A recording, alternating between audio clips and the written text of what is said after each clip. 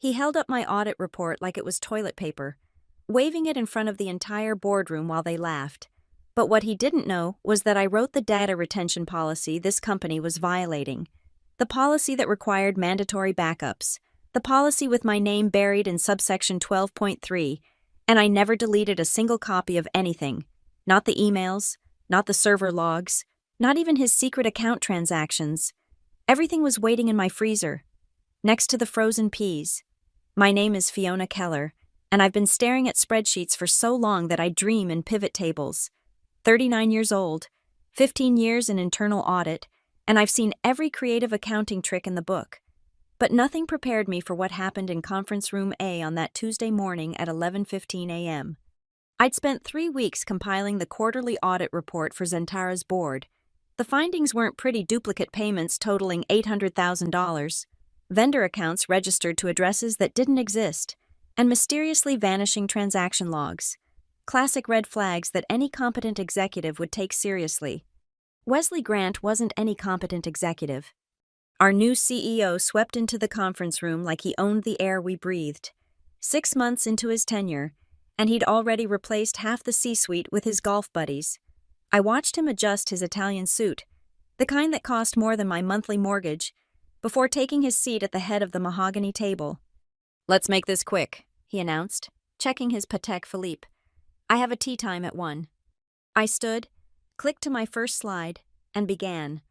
Our internal audit has identified several concerning patterns in Q3 financials. "Hold on," Wesley raised his hand like he was hailing a cab. "Keller, how long have you been with us?" 15 years, sir. 15 years, he repeated it slowly, savoring each syllable like aged whiskey.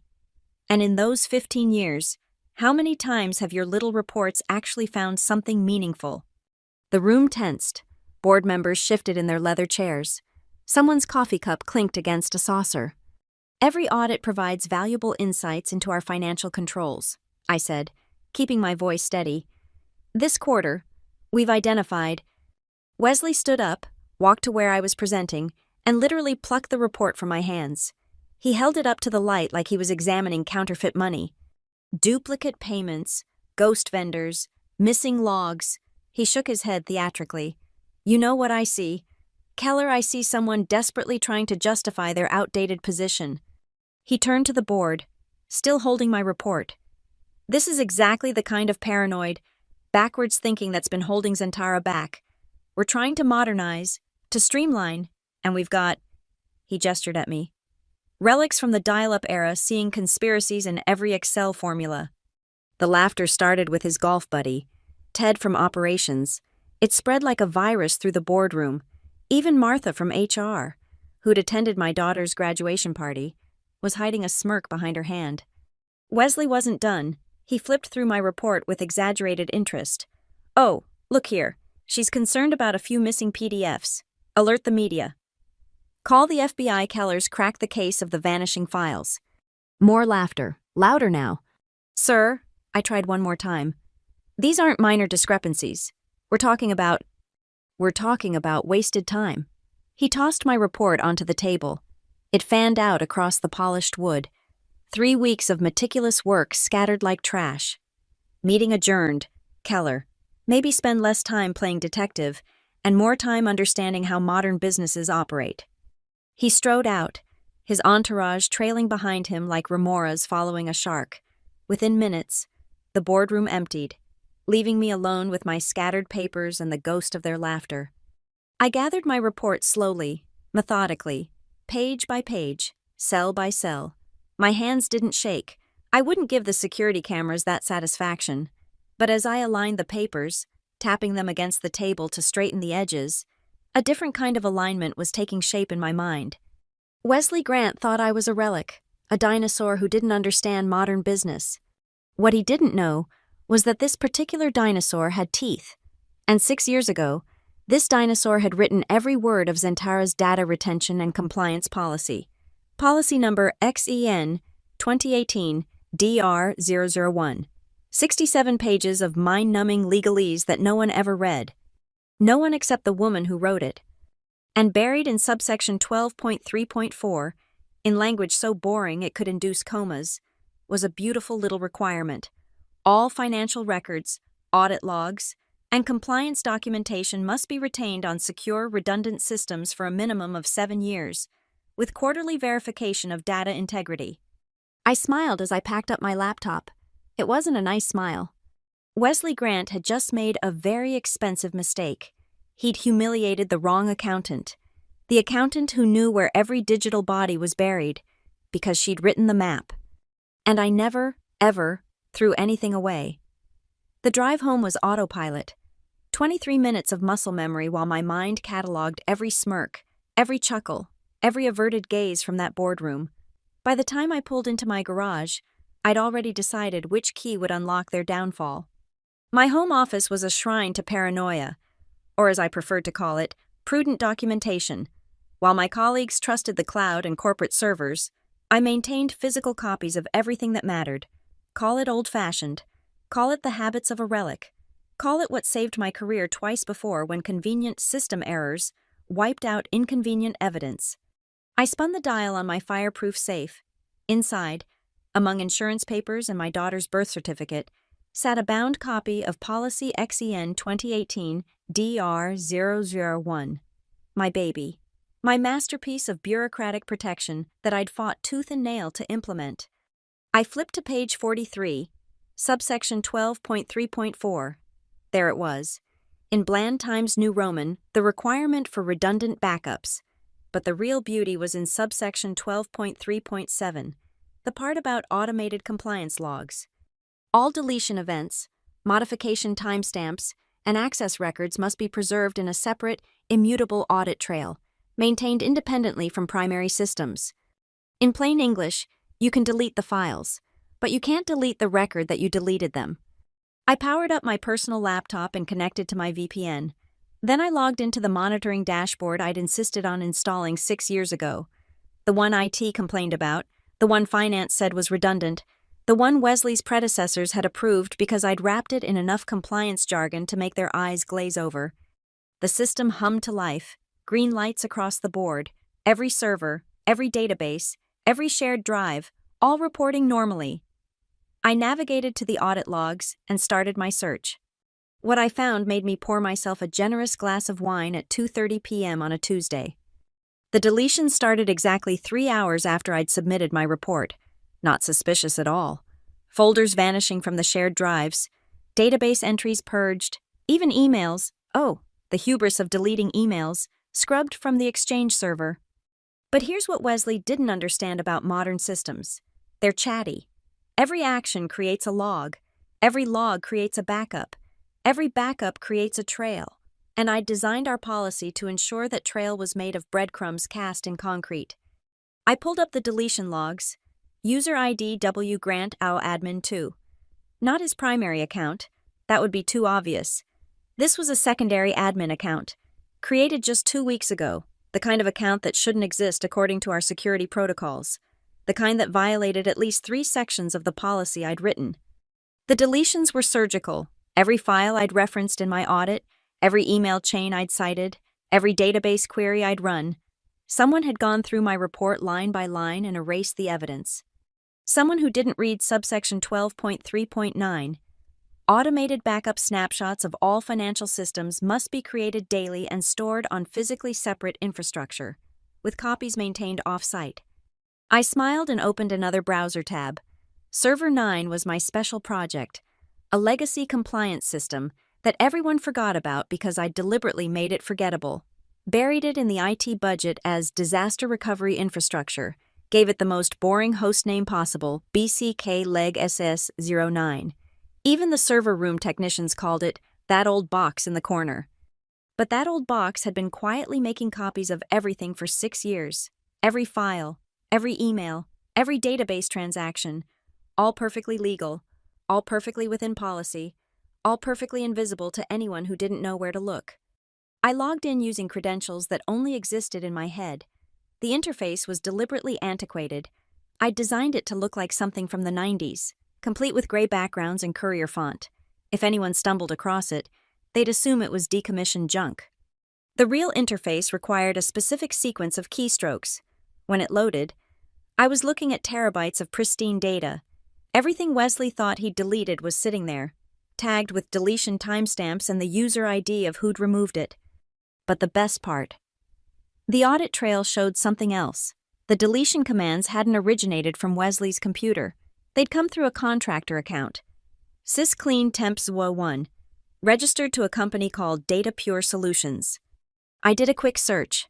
Data Pure Solutions didn't exist, not in any business registry, not in any vendor database. The payment approval for their services, signed by Wesley Grant himself, one day before my audit report was submitted. He'd hired a fake company to delete evidence before he even knew what evidence I'd found. I poured another glass of wine and pulled out my phone. Time to document everything.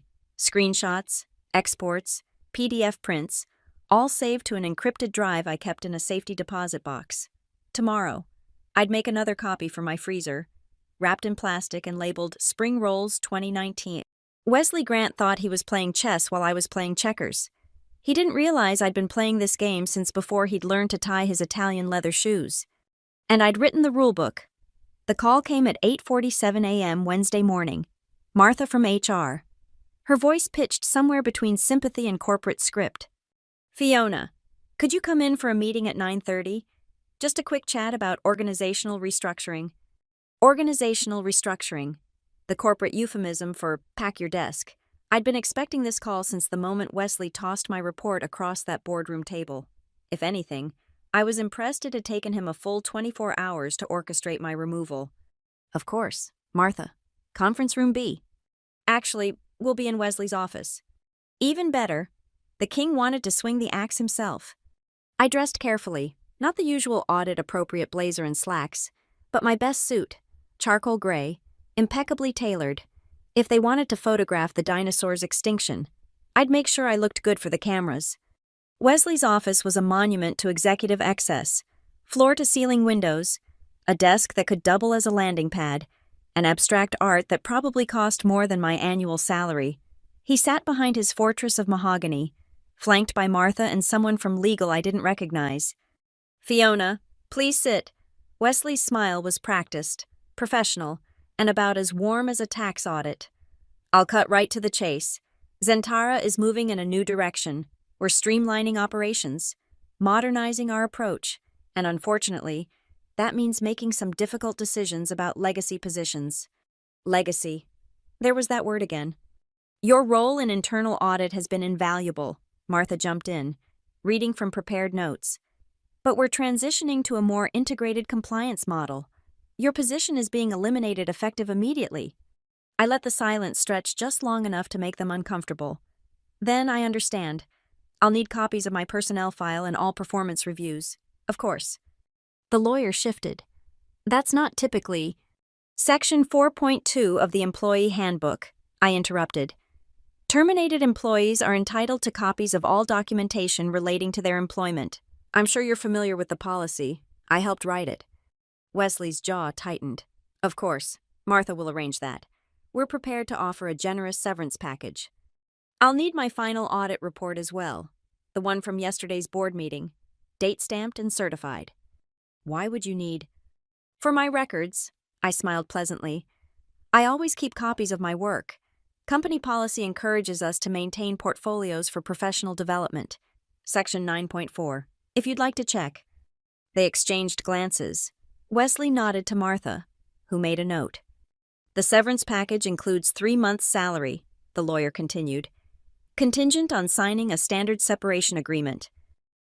I'll need to review that with my attorney, naturally. Naturally, Wesley's smile was slipping.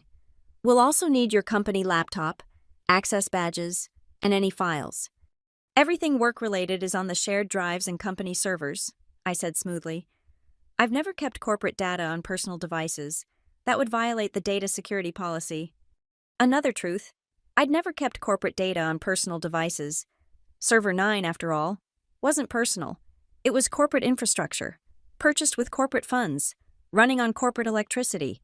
The fact that I was the only one who remembered it existed was merely an oversight in their asset management.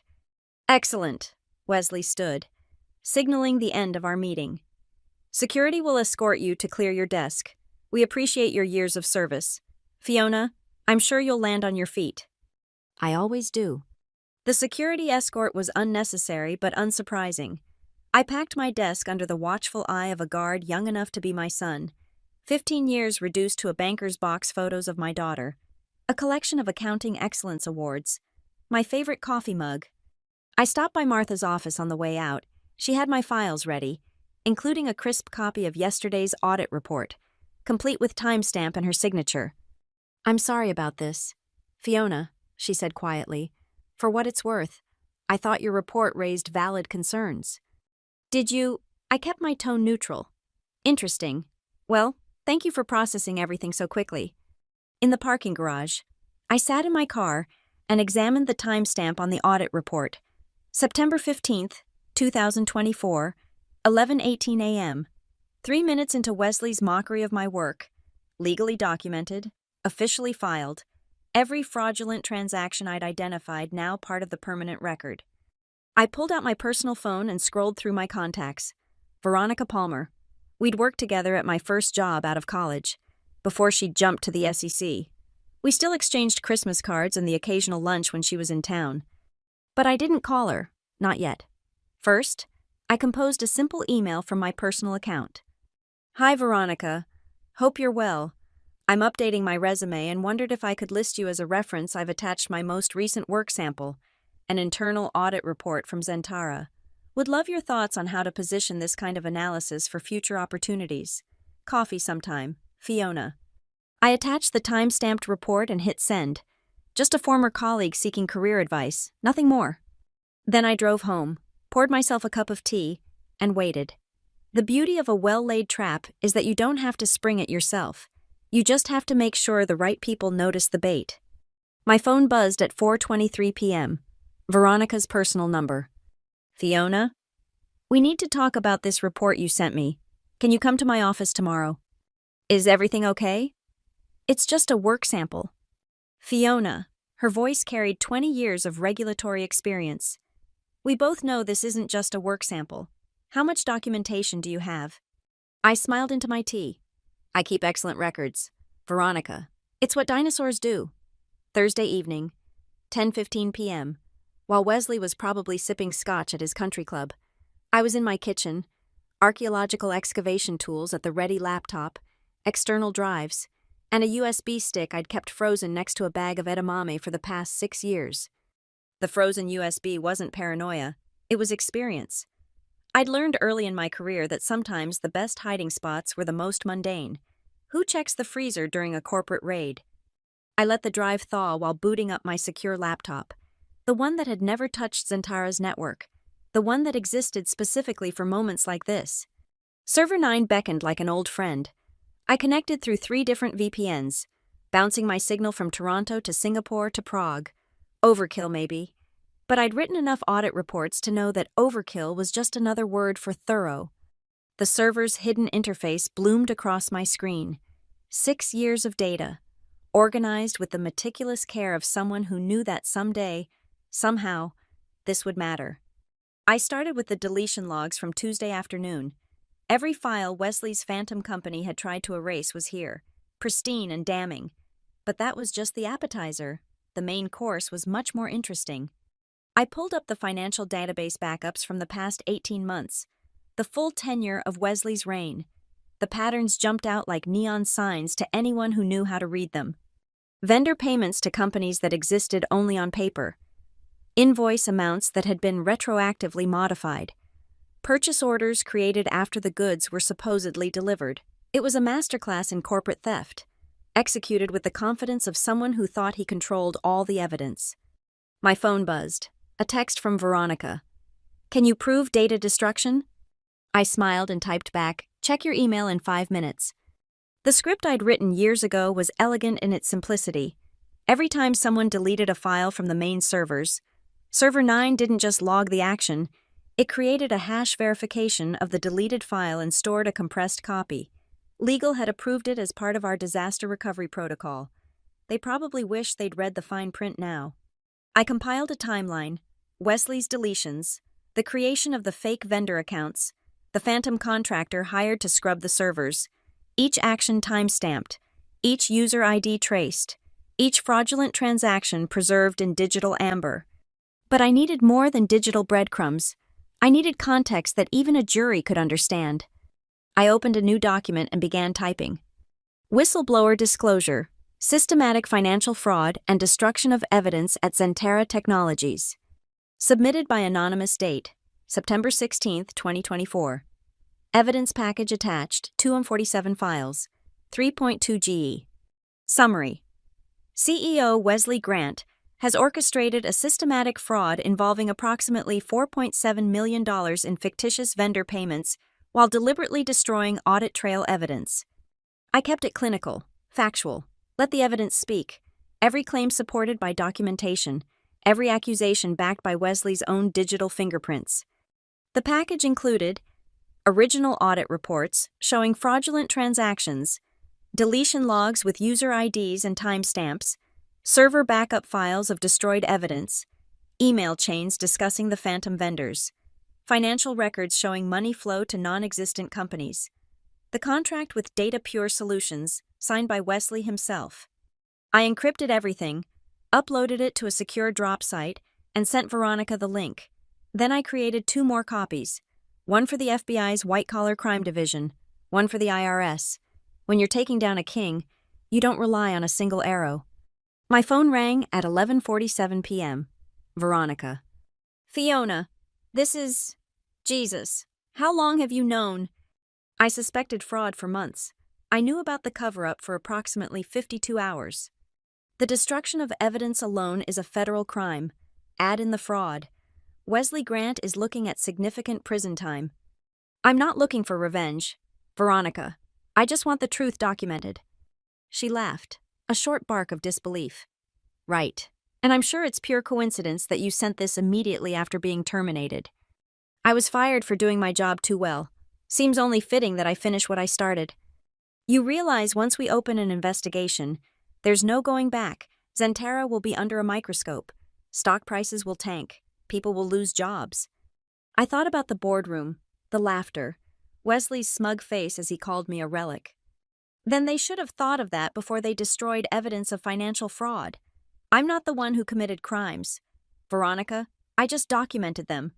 Server 9, she said after a pause. That's not in any of Zentera's official infrastructure documentation. Must be an oversight. You know how it is with legacy systems. Sometimes people forget they exist. Sometimes people deliberately make them forgettable. I couldn't possibly comment on that. Another pause. You know we'll need to verify all of this independently. We can't just take your word. You won't need to. Everything on Server 9 has cryptographic hashes that prove the files haven't been tampered with. The logs show clear chains of custody. It's all admissible. Veronica, I made sure of that 6 years ago when I set it up. When you set up a disaster recovery system... Exactly. And what bigger disaster could there be than the CEO destroying evidence of fraud? She sighed. I'll have a team on this by morning. Fiona, why didn't you just report this internally? I did, Tuesday at 11:15 a.m. The board laughed at me. Wesley called me a dinosaur playing detective. Then he fired me and destroyed the evidence, or tried to. So this is revenge.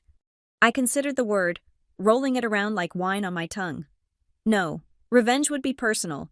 This is just accounting, debits and credits, actions and consequences, everything balancing out in the end. Right. She didn't sound convinced. We'll be in touch. And Fiona, you might want to get a lawyer, a good one. Already done. I hung up and closed my laptop. Outside, the suburban night was quiet, peaceful, tomorrow. Wesley would wake up to his perfect life in his perfect house, maybe play a round of golf, certainly mock some other employee he deemed obsolete. He had no idea that the avalanche had already started, that a relic from the dial-up era had just uploaded his corporate death sentence to the cloud. I poured myself a small glass of wine, a good vintage I'd been saving, and raised it to the empty kitchen.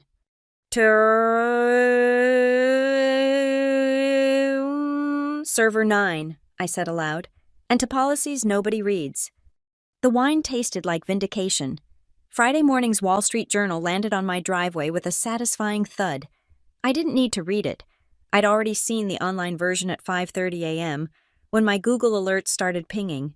but there was something poetic about seeing it in print. Page B1. Zentara Technologies CEO Wesley Grant modernizes compliance systems, streamlines operations. The puff piece was a masterwork of corporate propaganda. Wesley's smiling headshot accompanied quotes about digital transformation and eliminating redundant legacy systems. My favorite part was where he boasted about cleaning out obsolete server infrastructure that was draining resources. We identified 17 redundant servers from the previous administration.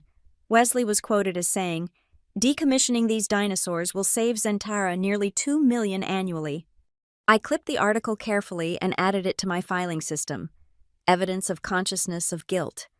My lawyer would later call it, but for now, it was just another piece of the puzzle, documenting Wesley's public admission that he'd been systematically destroying old servers.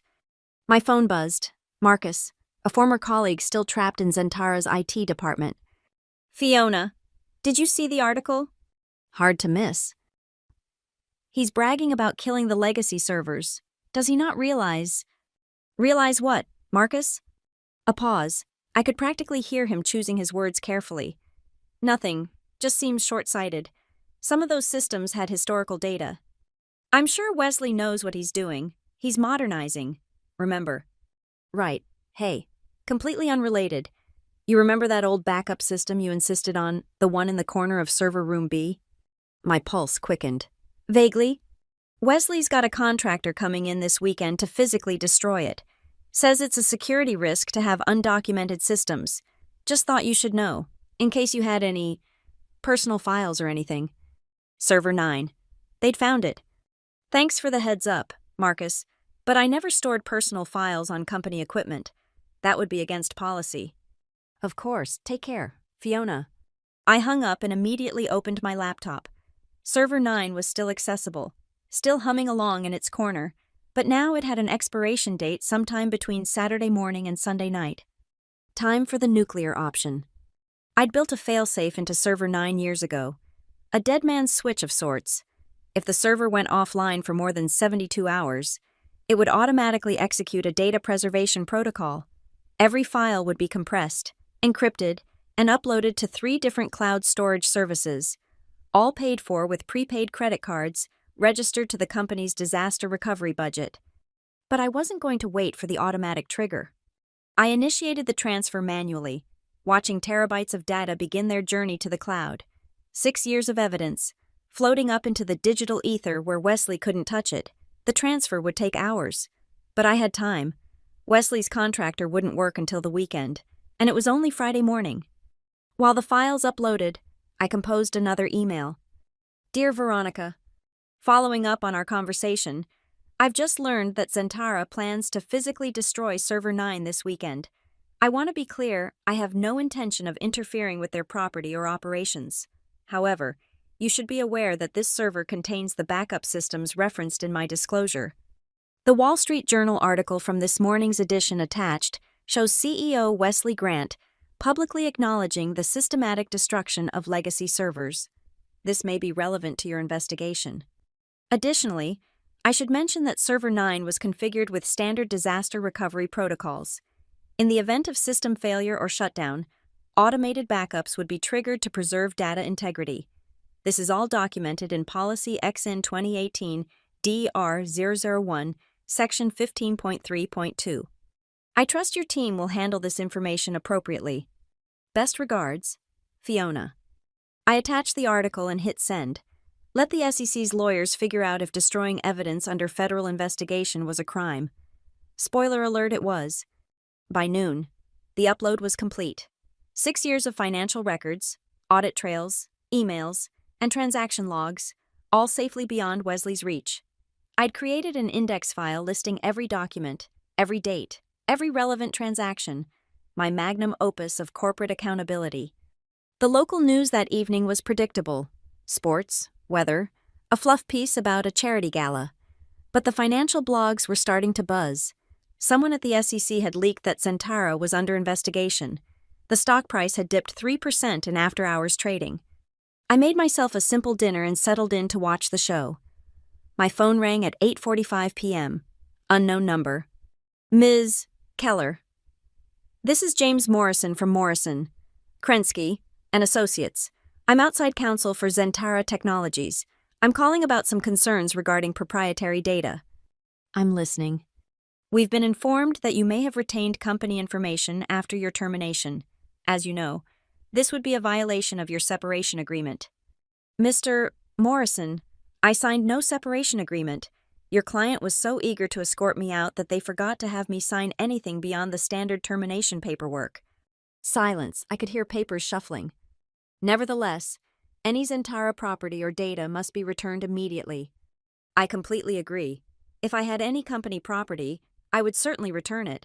But as I told HR, I've never stored corporate data on personal devices. What about accessing company servers after termination? That would be unauthorized access, a federal crime under the Computer Fraud and Abuse Act. I would never do such a thing. Ms. Keller, I'm trying to resolve this amicably. As am I. Has your client considered that destroying servers currently under federal investigation might be seen as obstruction of justice? Just a thought. Are you threatening? I'm doing nothing of the sort. Simply observing that your client seems very eager to destroy old servers. One might wonder what he's trying to hide. More silence. We'll be in touch. Ms. Keller? I'll be here. I hung up and smiled. Wesley had just made another mistake. He'd lawyered up before any official investigation was announced. His attorney had just confirmed they knew about the federal interest in their servers, and they were still planning to destroy them. In chess, that's called a forced move. Wesley thought he was protecting his king. He didn't realize he was walking into checkmate. I poured myself a cup of tea and pulled up the cloud storage dashboard. Everything was there, safe and sound. 3 redundant copies across different services. Even if Wesley burned down the entire data center, the truth would survive. The truth